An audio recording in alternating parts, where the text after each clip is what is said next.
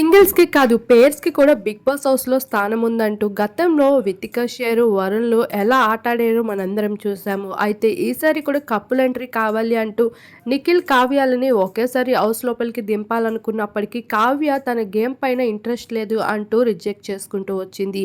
అయితే ఇప్పటికే హౌస్‌లో 11 మంది కంటెస్టెంట్స్ అయితే నిలిచారు. అయితే రీసెంట్‌గా జరిగిన ఎలిమినేషన్‌తో 'బిగ్ బాస్'లో మరింత రసవత్తరంగా మారుతూ కనిపించింది. ఇప్పటికే వైల్డ్ కార్డ్ ద్వారా మొక్కు అవినాష్‌తో పాటు హరితేజ, ఇకపోతే ఇంకా నలుగురు కంటెస్టెంట్స్ అయితే వైల్డ్ కార్డ్ ద్వారా ఎంటర్ అవ్వబోతున్నారు. అయితే వాళ్ళలో ముందుగా వినిపిస్తున్న పేరు వితిక. తన కోసం ప్రత్యేకంగా మాట్లాడుకోని అవసరం లేదు. వితిక తన భర్తతో వచ్చి తను ఇచ్చిన కంటెంట్‌కి విన్నింగ్ రేస్‌లో అయితే ఒక మసాలాని క్రియేట్ చేస్తూ వచ్చింది. ఇక అటువంటి వితికకి అయితే 'బిగ్ బాస్' యాజమాన్యం అప్రోచ్ అవ్వడమే కాకుండా తనకి భారీ మొత్తం డబ్బును చెల్లించడానికి సిద్ధమవుతూ వచ్చేశారు.